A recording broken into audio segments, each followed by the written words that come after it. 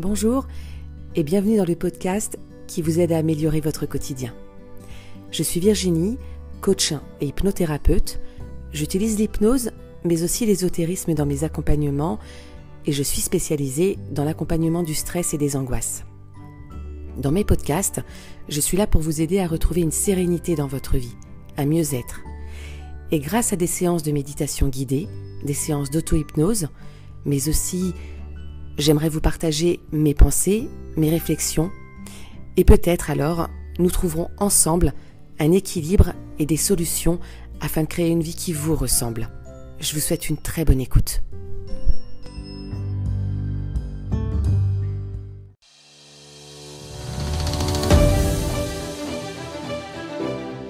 Bienvenue dans ce tout nouvel épisode du podcast Esprit Libre.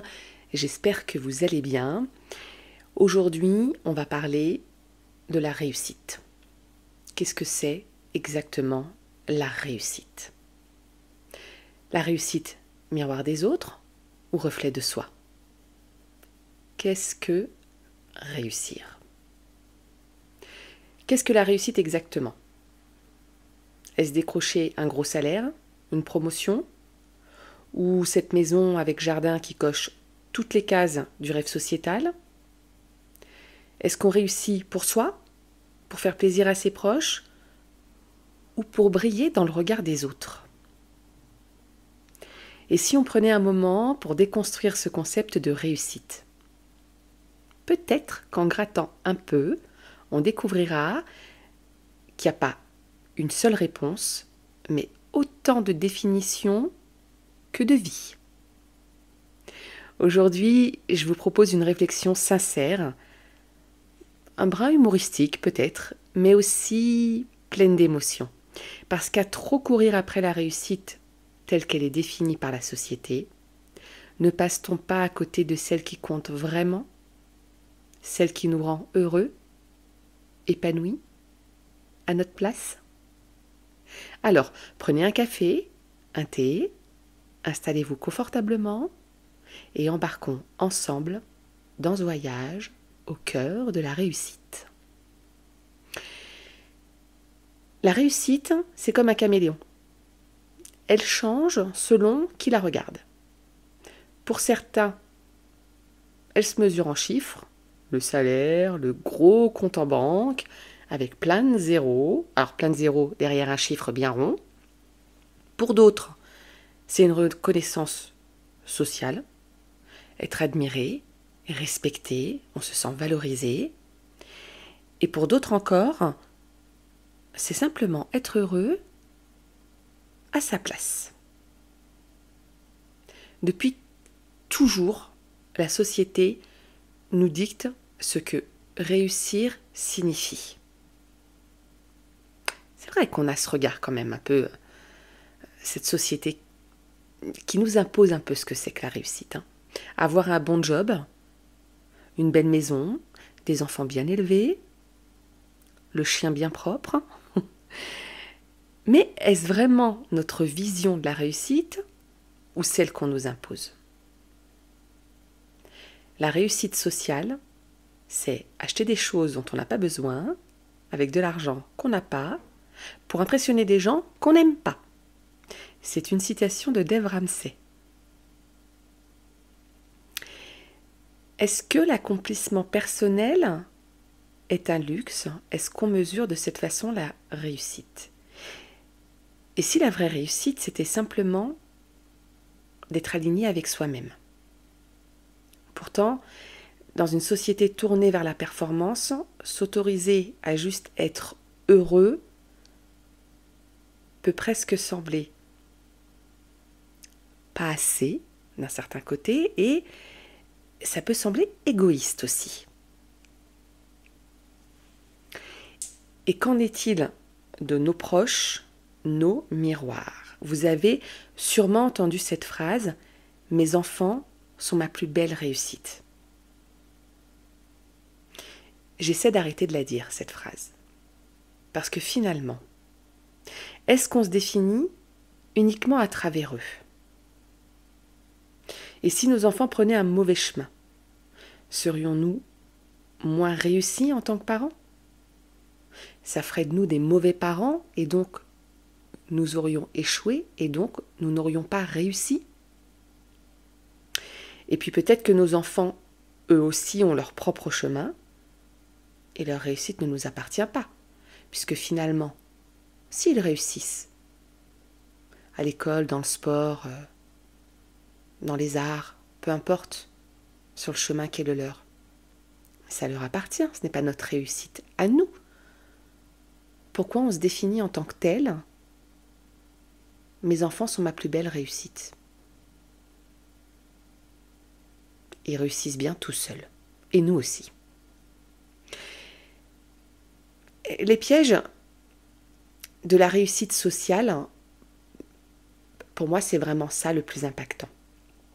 Allez, un petit clin d'œil cinématographique. Dans L'Associé du diable, Keanu Reeves incarne un avocat hyper brillant, prêt à tout pour réussir. Mais à quel prix ? Je ne sais pas si vous vous souvenez de ce film, si vous l'avez vu. On parle de sacrifice ou pas ? On va peut-être pas rentrer dans les détails. Ce film montre que la réussite sociale peut devenir une prison dorée. La réussite sociale, c'est comme une échelle sans fin. Plus vous montez, plus vous voyez d'autres barreaux à grimper. Parce que finalement, est-ce qu'on arrive à être heureux ? Est-ce qu'on a la sensation d'avoir réussi un jour ? Et puis pourquoi est-ce qu'on cherche la validation extérieure ? Eh bien, c'est un fait scientifique. Notre cerveau est câblé pour chercher l'approbation des autres. C'est un instinct humain, un instinct primaire, qui est lié aussi à l'instinct de survie. Bon, mais à force de vivre pour les autres, est-ce qu'on finit pas par s'oublier ? Et à oublier notre sens à nous de notre réussite. La sensation d'avoir réussi vient souvent d'un sentiment intérieur de satisfaction. Ce moment où vous vous dites « je suis bien là où je suis ». Ce n'est pas une destination, c'est un état d'esprit. Le succès, c'est d'aimer ce qu'on fait et de le faire avec amour. C'est une citation de Maya Angelou. Et je trouve que c'est plutôt pertinent. Moi, ça me parle beaucoup, en tout cas.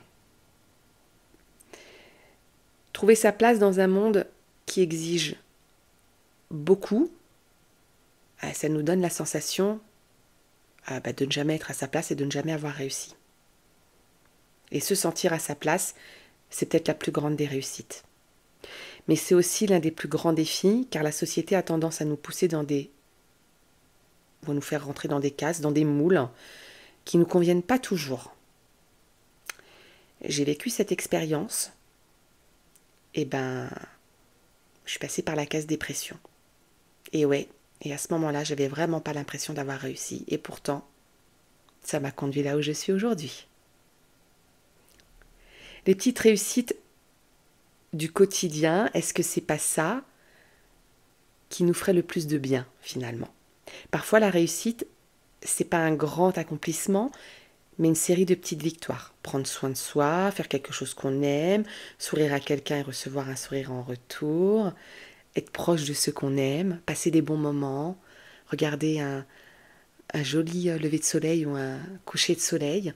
On se sent en paix, à sa place, et on a la sensation d'avoir peut-être réussi quelque chose. Finalement, la réussite, c'est un peu comme un vêtement. Elle doit être taillée sur mesure, en fonction de chacun, en fonction de sa pensée, de où on est à ce moment-là. Ce qui compte, c'est pas de rentrer dans le costume que la société nous impose, mais de trouver celui qui nous va. Alors, posez-vous cette question. Si personne ne vous regardait, si aucune attente extérieure ne pesait sur vous, comment définiriez-vous votre propre réussite ? Est-ce que vous auriez la sensation d'avoir réussi là, tout de suite maintenant ? Pour ma part, je crois que réussir, c'est se sentir à sa place. C'est se lever le matin avec le sourire en ayant hâte de vivre sa journée. C'est ressentir un bonheur sincère, même dans les petites choses. C'est vrai que j'ai souvent l'impression d'avoir réussi, pas à travers la réussite de mes enfants, mais quand je les vois heureux. Là, j'ai le sentiment d'un accomplissement. Ça pourrait presque être défini par le sourire de mes enfants. Et vous, qu'est-ce qui vous donne cette sensation d'avoir réussi? J'ai hâte de lire vos réflexions et de continuer cette discussion ensemble. N'hésitez pas à aimer ce podcast, à partager, surtout à ceux qui en auraient besoin. Et on se retrouve très vite pour le prochain épisode. Prenez soin de vous.